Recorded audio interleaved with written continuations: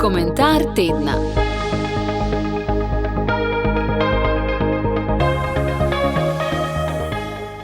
Komentar z naslovom Konec vojne, ne pa zatiranja je pripravil dr. Janez Juhant.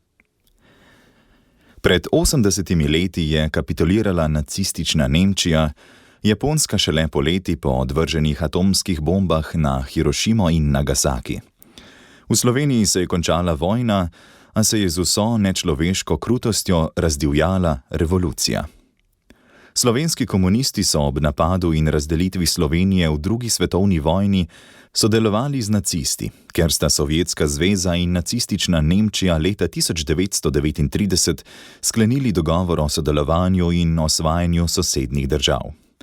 Po napadu Nemčije na Sovjetsko zvezo 22. junija 1941 so po navodilih iz Moskve pripravljali odpor, a dejansko začeli z revolucijo.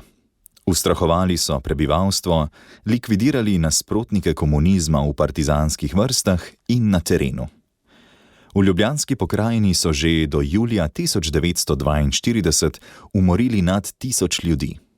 Po vaseh so bili ljudje prisiljeni v samoobrambo z organizacijo vaških straž in kasneje domobranstva.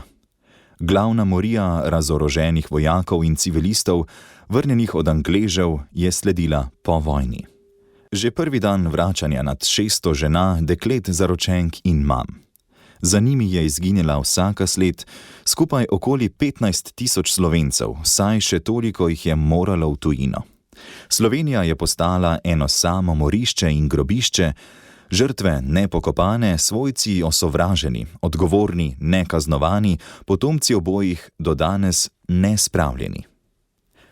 Skrajni čas je, da demokratična Slovenija, naslednica totalitarne države, opravi državniško dolžnost in rehabilitira nedolžne žrtve tega nasilja, kot je večina Evrope rehabilitirala žrtve fašizma, komunizma in nacizma. Dostojno je treba pokopati mrtve, označiti krivce in uresničiti demokratične standarde, ki so pogoj za spravo, kot so naša društva zapisala v izjavi 1945 z naslovom Edinost, sreča, sprava, k nam naj nazaj se vrnejo. Slovaški prijatelj mi je v odgovoru na izjavo zapisal, da moramo ustanoviti komisije za resnico in spravo, urediti sodstvo in medijsko krajino, da bomo to izpeljali. O tem je na Novi 24 govoril tudi sodnik Zvezdan Radonjić, ko smo z olajšanjem sprejeli, da mu je višje sodišče v Celju razveljavilo sodbo za razžalitev sodnice in tožilke. Pravi, da ustanove države ne delujejo, pač pa, da se izvaja pritisk na ljudi v sodstvu, policiji in na drugih vplivnih delih družbenega življenja. Vredno ogleda. Radonjić je prepričan, da spremembe lahko izpelje le Janez Janša in kot pravnik potrjuje, da sta zadevi Patria in Trenta politično motivirani, ker je Janša politična osebnost, ki se je sposobna postaviti po robu postkomunistični klienteli in je trn v peti naslednikom bivšega režima, ki vzdržujejo niti globoke države in zaradi koristolovskih interesov niso pripravljeni končati revolucije ter izpeljati spravnih in demokratičnih procesov. Ljudje pa žal prodajajo svoje dobro ime, moralne kvalitete, celo svoje bližnje. A delajo medvedjo uslugo bodočim rodovom, tudi potomcem, čeprav menijo, da jim z rabotami zagotavljajo dolgoročno finančno podlago. Zgodovina uči, čeprav se iz nje slabo učimo, da denar, ki lahko pride, tudi hitro spuhti. Trdovratno držanje privilegijev je glavni razlog, da se odgovorni ne poslovijo od revolucionarnih metod in ne pokopljajo mrtvih. Za narode Zahodne Evrope upanja polna obletnica je torej za nas Slovence tragična. Novo upanje je kritična masa odločnih državljanov, ki jih naj povežejo sposobni politiki, da bo ozdravljena Slovenija zadihala z obema kriloma pljuč. Levičarji ne marajo reform, zato vodijo medijsko vojno, ne le zoper Janeza Janše, pač pa zoper vse, ki so za odločno in tvorno politiko v sodelovanju z njim. Jasno je torej, da je v sodelovanju vseh, ki jim je mar za to državo, z Janšo mogoče spremeniti Slovenijo. Verjetno se bodo šele potem lahko pogovarjali o njegovem nasledniku. Bistveni pogoj pa je končanje revolucije in rehabilitacija žrtev komunizma, ki se jih bomo za spravo in mir spomnili 16. maja na Trgu Republike v Ljubljani. Upajmo, da bo tudi v mednarodnih krogih prevladala normalnost v politiki.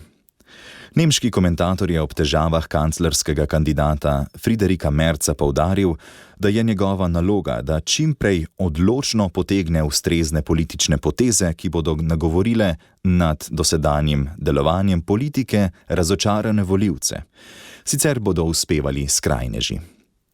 Levičarski pri nas z lažjo in nedelom potapljajo državo in spremembe bodo zahtevne. Predsednica države in premier sta pokojnemu papežu očitno s figo v žepu obljubljala pokop žrtev, ki so pristale v kleti Kostnice v Škofji Loki. Nedeljski referendum bo test ne le, da smo proti privilegijem, pač pa, da hočemo urejeno, pravično in spravljeno Slovenijo. Ob poslavljanju od papeža Frančiška smo slišali izjave, kako si je pokojni sveti oče prizadeval za spoštovanje vsakega človeka. Ne le njegova smrt, tudi obletnica smrti Janeza Pavla II. In drugih papežev zadnjih desetletij ter izvolitev Leona XIV. So spodbuda, klic k odgovornosti in izziv ne le za cerkev, pač pa tudi za vso družbo. Za cerkev, da bo gradila složnost med škofi, duhovniki in vernimi, ki bo spodbudila tudi sodelovanje v družbi. Vsi potrebujemo svetega duha za krepitev vere in vstajenskega upanja v dialoški odprtosti.